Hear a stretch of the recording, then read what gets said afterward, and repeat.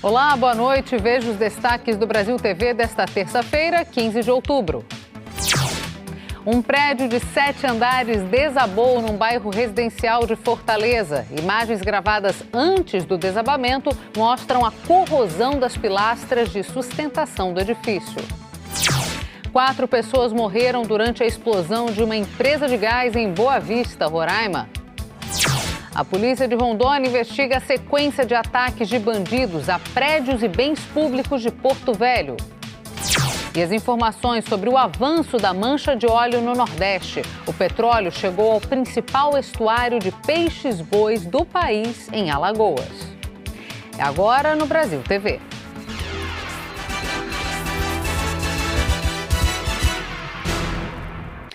A gente começa o Brasil TV com informações sobre o desabamento de um prédio de 7 andares no bairro Nobre de Fortaleza. O repórter Alessandro Torres acompanhou o resgate dos moradores desde cedo. Fortaleza, por volta de 10h30 da manhã. O prédio residencial de 7 andares, no Dionísio Torres, bairro de classe média, caiu por inteiro. Não dá nem para saber quantas pessoas morreram.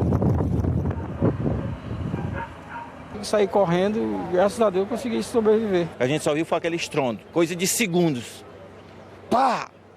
E o tempo fechou a porta de vidro, fechou tudo de poeira e ninguém viu mais nada, a gente enlouqueceu dentro do escritório.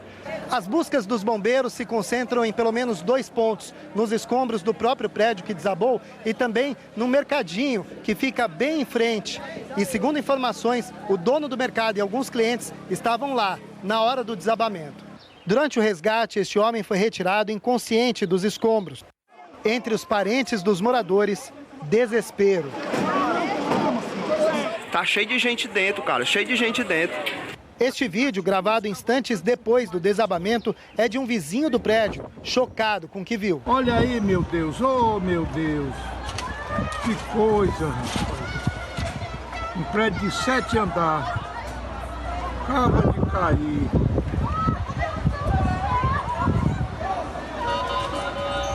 Um caso triste acontecendo aqui em Fortaleza. Por enquanto, os trabalhos eles estão sendo intensificados pelo Corpo de Bombeiros. É quem está fazendo os resgates das vidas, né? A Defesa Civil está aqui exatamente fazendo a interdição das vias. Vamos continuar aqui durante a noite também fazendo isso, juntamente com a Guarda Municipal, através da SESEC, e para que a gente possa dar espaço para que os bombeiros e Cruz Vermelhas e o pessoal do resgate possam fazer o trabalho dele sem que haja interferência da população. A gente fica imaginando, né, que muitas pessoas perderam suas casas, perderam seus objetos. A Defesa Civil deve dar o apoio também em locais para que eles possam dormir, para que eles tenham esse amparo também, vamos dizer assim, psicológico e tentar passar por essa fase. Isso, a Prefeitura de Fortaleza já vem fazendo isso desde o início da manhã, quando houve o desabamento. Inclusive, a assistente social está aqui no momento. Tem um local que está servindo de abrigo solidário para essas pessoas. Então, eles estão sendo amparados desde o início do ocorrido. Vamos ver exatamente onde é que fica esse prédio que desabou. Ele fica no bairro de Dionísio Torres, como a gente já disse, bem no cruzamento das ruas Tibúrcio Cavalcante com a rua Tomás Ascioli. O prédio tinha 7 andares, incluindo a cobertura. O prédio era habitado. A gente vê pela foto algumas cadeiras nas sacadas, o que indica que de fato tinha gente morando ali. E imagens de dentro do prédio, feitas ontem por um morador, mostram pilares do prédio desgastados. Os moradores estavam preocupados. O Conselho Regional de Engenharia e Agronomia, o CREA, do Ceará, informou que recebeu ontem uma notificação da reforma no prédio. Até o fim da tarde foi confirmada uma morte. 8 pessoas foram resgatadas e 10 ainda são procuradas nos escombros. Outras informações sobre as consequências do desabamento em Fortaleza você vai ver logo mais no Jornal Nacional. E 4 pessoas morreram em uma explosão em uma empresa de gás em Boa Vista hoje de manhã. Foram 3 explosões em sequência às 10 da manhã. As imagens foram feitas por um morador. 3 dos mortos eram funcionários que trabalhavam no setor operacional da empresa e a 4ª vítima era um cliente, segundo os bombeiros. Outras 3 funcionárias ficaram feridas. A suspeita dos bombeiros é que as explosões tenham acontecido quando funcionários carregavam cilindros com gás altamente inflamável. O local foi isolado porque o prédio corre o risco de desabar. E a gente fala agora sobre uma operação da Polícia Federal que prendeu hoje no Rio de Janeiro um funcionário dos Correios. Ele é suspeito de desviar cartões de crédito de diversos bancos para uma quadrilha que praticava fraudes na internet. Quem tem conta em banco, com certeza já precisou pedir um cartão novo alguma vez. É só fazer o pedido e esperar o envelope chegar. Mas tem muita gente que não tem recebido essa correspondência porque ela foi desviada. Só ontem, a Delegacia de Crimes contra o Patrimônio da Polícia Federal apreendeu 288 cartões de vários bancos diferentes no carro desse funcionário dos Correios. Muito cartão mesmo. Aqui. O homem foi preso aqui perto da agência central dos Correios, na Cidade Nova, onde trabalha. A polícia diz que, por ser um funcionário, Luiz Marques Silva sabia exatamente em que envelopes os cartões estavam, mesmo aqueles ainda lacrados, e repassava esses cartões para outros integrantes da quadrilha, que faziam compras e praticavam as fraudes pela internet. Segundo a Polícia Federal, uma das formas que os bandidos usavam para desbloquear os cartões era com a própria senha. Isso porque alguns bancos ainda enviam o código por correspondência, seja junto com o cartão ou depois, num envelope novo. Além do funcionário dos Correios, a Polícia Federal prendeu ainda um militar da Marinha. De acordo com a PF, Carlos Alberto Barros Júnior iria receber os envelopes em um shopping da Zona Oeste do Rio. As investigações estimam que milhares de cartões de banco tenham sido desviados nos últimos meses. A Polícia Federal busca outros integrantes da quadrilha. A direção dos Correios disse que contribuiu com as investigações, que a conduta desse funcionário é inaceitável e que instaurou um processo administrativo disciplinar para tomar as providências. A polícia investiga os ataques criminosos em Porto Velho, Rondônia. Foi registrado o 3º em menos de uma semana. A Maríndia Moura tem as informações. Aqui em Porto Velho, uma caminhonete usada pelo grupamento de busca e salvamento do Corpo de Bombeiros foi incendiada ontem à noite. De acordo com as primeiras informações do comando, foi usado um coquetel molotov. Foi jogado debaixo da caminhonete que ficava na garagem do grupamento, isso dentro do quartel.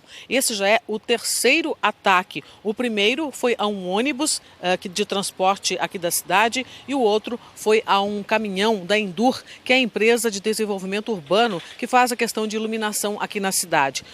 Até agora, a polícia conseguiu identificar 3 dos incendiários. Um deles se apresentou hoje. As investigações continuam. Maríndia Moura para o Brasil TV.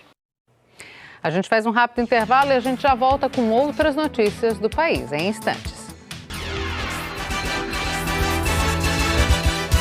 Atenção para mudanças na programação. A partir de agora, você passa a assistir aos telejornais Bom Dia São Paulo, SP1, Globo Esporte São Paulo e ao programa Antena Paulista.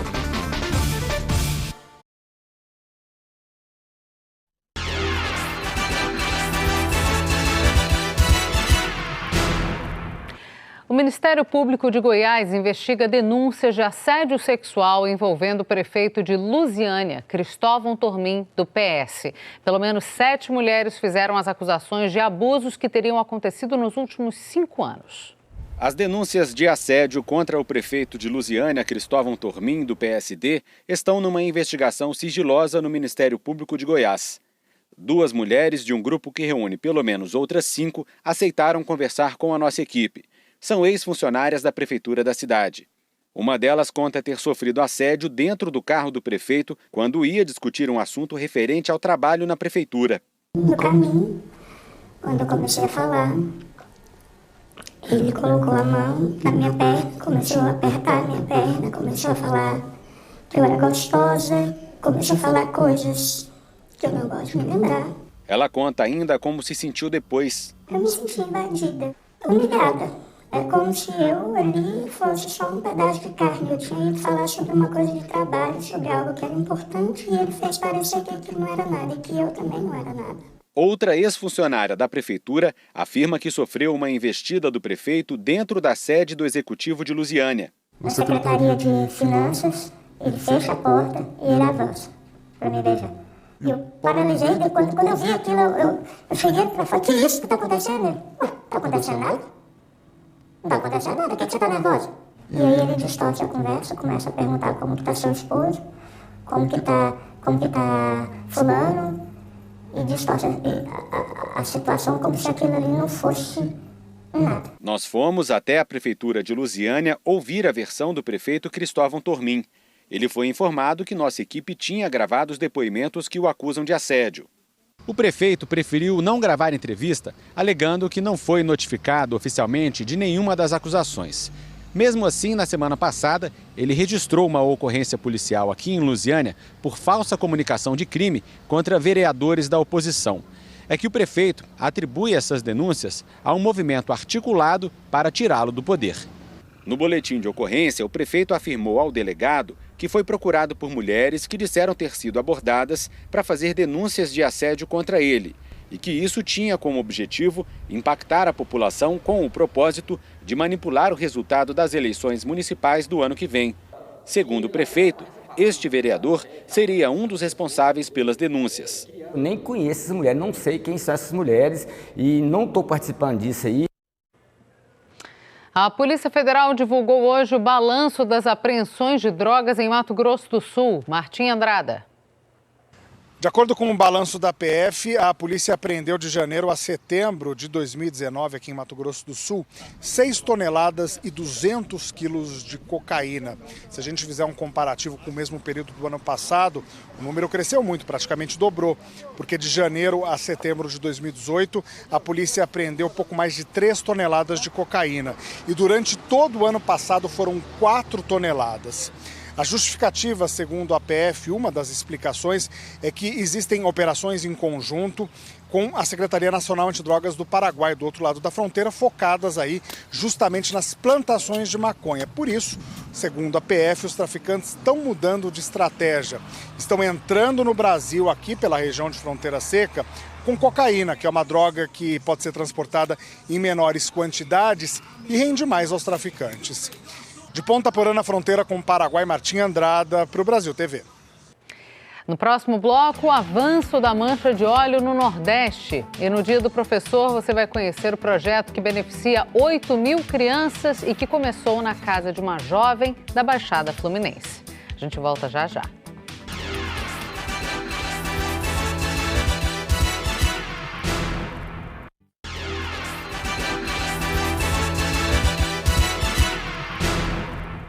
A situação das praias do Nordeste. O óleo já chegou ao principal estuário de peixes-bois do país, em Alagoas. Agora são 166 pontos atingidos nos 9 estados, de acordo com o IBAMA. O óleo chegou à praia de Porto de Pedras, no litoral norte de Alagoas, onde fica o maior estuário de peixes-bois do Brasil. Lá vivem 37 animais. A Prefeitura de Porto de Pedras fez hoje uma limpeza na praia para retirar grande parte do óleo.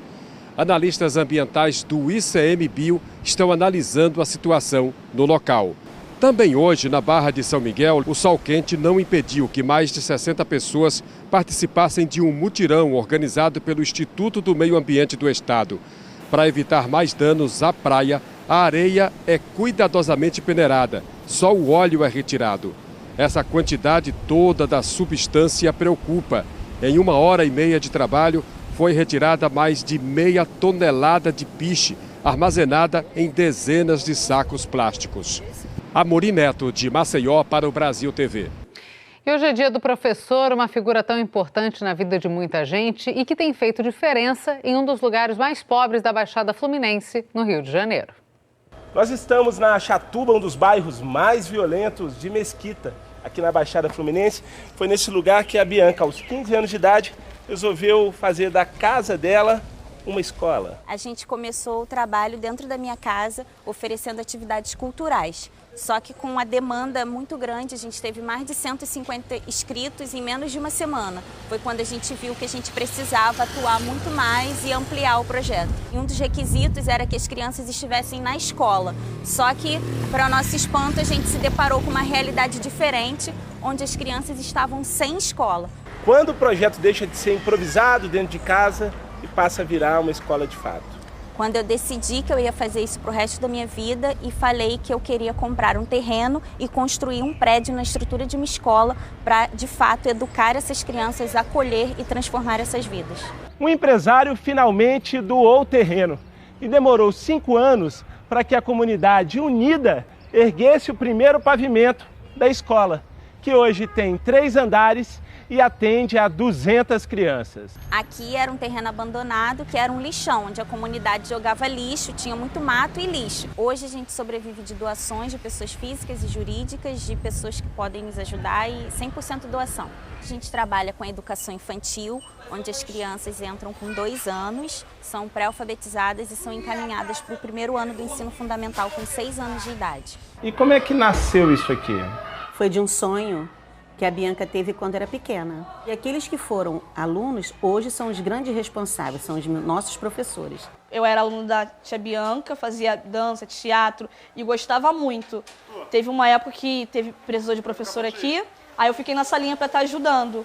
A partir de então não quis mais sair, estou aqui até hoje. A gente mora numa comunidade, um local que é difícil acessar muitas coisas e se deixar a criança ficar sem nada, sem oportunidade, você pode ver que a criança passa a ter conhecimentos de coisas ruins. Mais de 8.000 crianças já passaram pelo Instituto Mundo Novo. Eu acredito que através da educação de qualidade é possível sim mudar o mundo e transformar muitas vidas. O Brasil TV fica por aqui, uma boa noite e até amanhã.